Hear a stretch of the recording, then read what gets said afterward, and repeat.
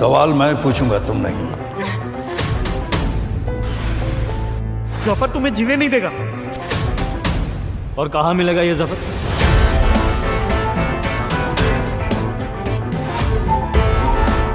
इन आंखों में गौर से देख, ना तो इनमें मरने का गम है। कहानी कारगिल युद्ध के समय से शुरू होती है, जब भूतपूर्व रिटायर्ड नेवी ऑफिसर और वर्तमान में एक नॉवेल राइटर हरेंद्र सिंह सिक्का एक इंडियन आर्मी के हट्टे कट्टे नौजवान से मिलते हैं।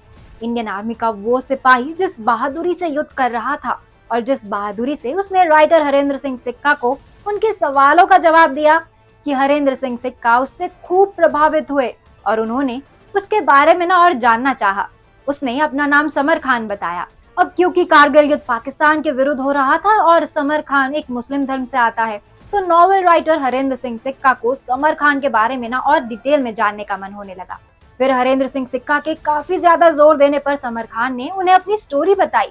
समर खान की मां सहमत खान थी, जो कि एक कश्मीरी मुस्लिम बिजनेसमैन की बेटी थी। जब 1947 में देश आजाद हुआ और हिंदू मुसलमान के नाम पर देश का बंटवारा हो रहा था और पाकिस्तान का उदय हो रहा था, तो सहमत खान के दादा दादी मम्मी पापा हिंदुस्तान में ही रहना पसंद करते हैं, क्योंकि उनका हिंदुस्तान से एक अच्छा खासा बिजनेस था और वो लोग देशभक्त भी थे। सहमत खान जब बड़ी हुई तो वो दिखने में बहुत ही ज्यादा खूबसूरत थी और खूबसूरती के साथ साथ वो काफी फिट भी थी और प्रतिदिन वो एक्सरसाइज भी किया करती थी। फिटनेस का शौक उनको बचपन से ही था। सहमत खान पढ़ाई में बहुत ही होशियार थी। वो ब्यूटी विद ब्रेन का एक नायाब उदाहरण थी। सहमत खान महारानी लक्ष्मीबाई से बहुत प्रभावित थी। उनको सुभद्रा कुमारी चौहान की कविता झांसी की रानी की हर एक लाइन पूरी तरह से याद थी। उनकी फेवरेट लाइन थी, चमक उठी सन 57 में वो तलवार पुरानी थी, बुंदेले हर बोलो के मुंह हमने सुनी कहानी थी, खूब लड़ी मर्दानी वो तो झांसी वाली रानी थी।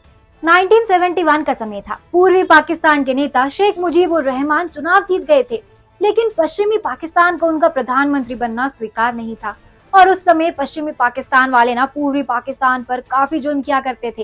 फिर पूर्वी पाकिस्तान में मुक्ति बहिनी नामक सेना का जन्म होता है। मुक्ति बहिनी और पाकिस्तान आर्मी के बीच काफी लंबा संघर्ष चल रहा था। इसी बीच पाकिस्तानी सेना ने भारतीय वायुसेना के 11 स्टेशनों पर हमला कर दिया। फिर क्या था, इसी के साथ भारतीय सेना भी युद्ध के मैदान में कूद पड़ी और इस युद्ध का अंत 16 दिसंबर 1971 को पाकिस्तानी आर्मी के ढाका समर्पण और बांग्लादेश के जन्म के साथ हुआ। जब भारत पाकिस्तान का युद्ध चल रहा था, उस समय सहमत खान कॉलेज की पढ़ाई कर रही थी। सन 1971 में हुए इंडिया पाकिस्तान के युद्ध से पहले इंडियन आर्मी को एक ऐसी जासूस की जरूरत थी जो पाकिस्तान में रहकर दुश्मन की हर हरकत पर नजर रख सके। इसके लिए सहमत खान के पिता अपनी बेटी सहमत को वहां जाकर जासूसी करने के लिए मनाने में कामयाब हो जाते हैं। सहमत खान के पिता एक स्वतंत्रता सेनानी थे। सहमत ने कभी जासूसी करने के बारे में तो सोचा ही नहीं था। वो तो कश्मीर की एक युवा लड़की थी जिसके शरीर की लंबाई और फिटनेस तो रॉ ऑफिसर बनने लायक थी, लेकिन मानसिक और भावनात्मक रूप से सहमत खान रॉ ऑफिसर बनने के लिए तैयार ही नहीं थी। फिर शुरू होती है रॉ ऑफिसर बनने की ट्रेनिंग। ट्रेनिंग के दौरान सहमत खान को बहुत कुछ सिखाया जाता है। हालांकि उर्दू बोलना तो उनको पहले से आता था, लेकिन उनको पंजाबी में भी निपुण किया गया, क्योंकि पाकिस्तान की ज्यादातर जनसंख्या पंजाबी में ही बात करती थी। इसके साथ सहमत खान को फाइटिंग स्किल्स भी सिखाई गई, क्योंकि पाकिस्तान में इसकी जरूरत पड़ सकती थी। सहमत खान अब रॉ ऑफिसर बनने के लिए पूरी तरह से तैयार हो गई थी। वेल ट्रेंड होने के बाद सहमत खान को सीक्रेट तरीके से पाकिस्तान भेजा गया। सहमत खान पढ़ाई लिखाई में तो बचपन से ही होशियार थी, तो उनका एडमिशन पाकिस्तान के कॉलेज में हो गया।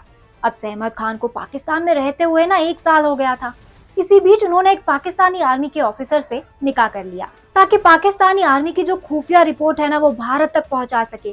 काफी सालों तक उन्होंने अपने पति के साथ घर में रहते हुए काफी सारी खुफिया जानकारी जो थी इंडियन आर्मी को प्रदान की, जिसके फलस्वरूप बहुत सारी जिंदगियां बच सकी। जब सहमत खान पाकिस्तान से हिंदुस्तान वापस आई तब वो गर्भवती थी। उन्होंने आगे जाकर एक बच्चे को जन्म दिया, जो अपनी माँ के कदमों पर चलते हुए इंडियन आर्मी ज्वाइन करता है और देश की सेवा करता है। सहमत खान उन चुनिंदा जासूसों में से एक है जिन्होंने पाकिस्तान में काफी समय तक काम किया और देश की सेवा की और वहां से जिंदा बचकर हिंदुस्तान जिंदा वापस लौटी। सहमत खान को उनकी इस बहादुरी के लिए लेडी टाइगर के नाम से भी जाना जाता है। भारत के ऐसे कई सारे सीक्रेट मिशन हुए हैं और कई सारे सीक्रेट ऑफिसर हैं जिनको कोई भी नहीं जानता। सहमत खान भी एक बदला हुआ नाम है। उस मुस्लिम महिला जासूस का असली नाम आज तक कोई नहीं जानता। देश के आम नागरिकों को इस मुस्लिम महिला जासूस के बारे में तब जाकर पता चला जब महान उपन्यासकार और लेखक हरेंद्र सिंह सिक्का ने अपनी नॉवल लिखी जिसका नाम था कॉलिंग्स अहमद। कॉलिंग्स अहमद हरेंद्र सिंह सिक्का का एक स्पाई थ्रिलर नॉवल था जिसको 2008 में प्रकाशित किया गया। इस नॉवल में हरेंद्र सिंह सिक्का ने दावा किया कि वो सहमत खान और उनके बेटे से मिले थे। ऐसे ही कुछ स्टोरी ब्लैक टाइगर मूवी में आ सकती है। आप इस फिल्म के लिए कितने एक्साइटेड हैं हमें कमेंट सेक्शन में बताना ना भूलें। आज के लिए बस इतना ही। अब मैं पूर्णिमा लेती हूँ आप सभी से इजाजत।